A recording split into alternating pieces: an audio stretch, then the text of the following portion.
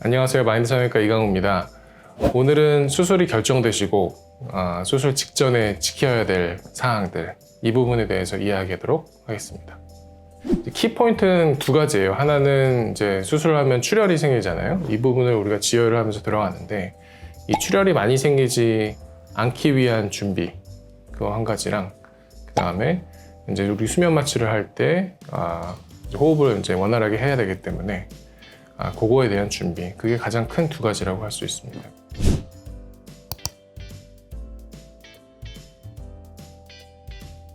첫 번째는 이제 금식이죠.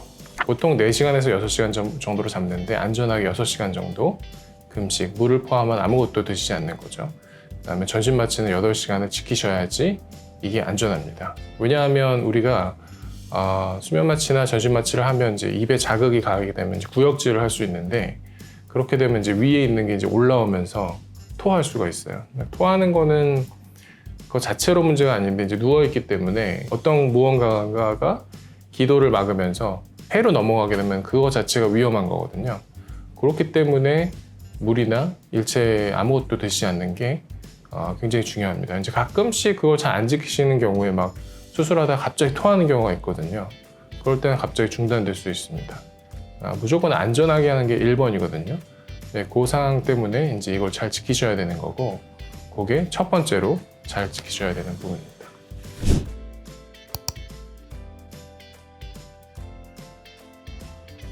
약물이랑 이제 식품에 관한 부분이에요.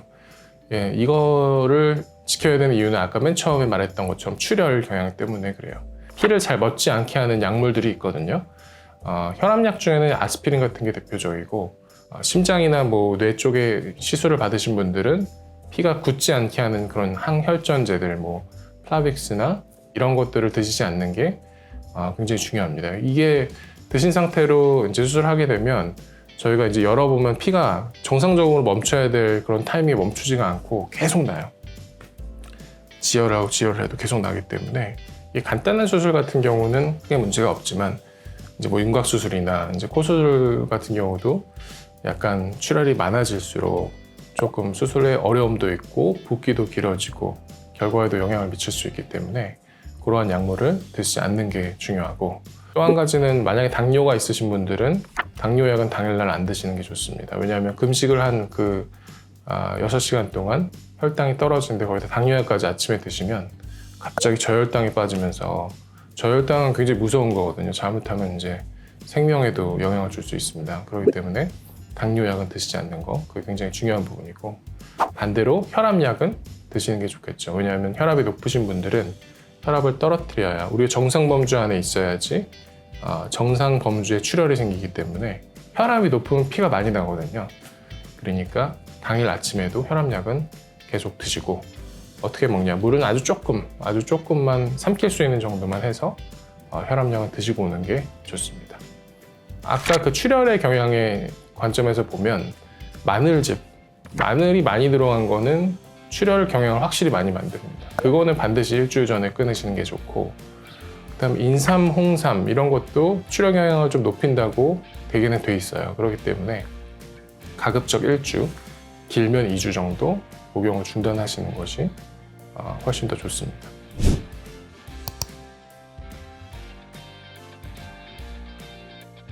금연, 금주. 더 중요한 거는 금연이에요. 흡연자들은 이게 굉장히 괴로운 거 제가 잘 압니다. 그 수술 전에 제가 항상 설명드리는데 2달 동안 금연해야 된다. 그럼 막 눈동자가 흔들리거든요. 거기다가 일주일 전까지 금연하라 그러면 그 괴로운 거 압니다. 근데 그게 정말 안 좋아요. 왜냐하면 일주일 전에는 최소한 금연이 돼 있어야지 이 폐가 좀 건강한 상태로 돌아오거든요. 그래서 실제로 그 당일까지 흡연을 하신 분도 있어요. 그게 수술을 못할 정도는 아니지만 수술을 할 때 보면 가래가 굉장히 많이 나와요. 그래서 막 그렁그렁 하는 그런 소리가 계속 납니다. 그런 상태는 호흡에 영향을 줄 수 있기 때문에 장기간 금연하시는 게 힘든 줄 알지만, 거기다 일주일만 더 플러스하면 더 안전해질 수 있으니까 그걸 지키는 게 본인한테 훨씬 좋아요. 금주도 뭐 일주일 동안 해야 된다라고 말씀하시는 분이 있지만, 이거는 조금 그래도 유도리 있게 뭐 하루 이틀 전까지만 안 해도 좀 더 좋지 않을까. 둘이 비교한다면 담배가 훨씬 항상 안 좋습니다. 그래서 그거를 참고하셔서 좀 최상의 컨디션을 만들어서 수술하는 걸로 생각하시면 좋을 것 같아요.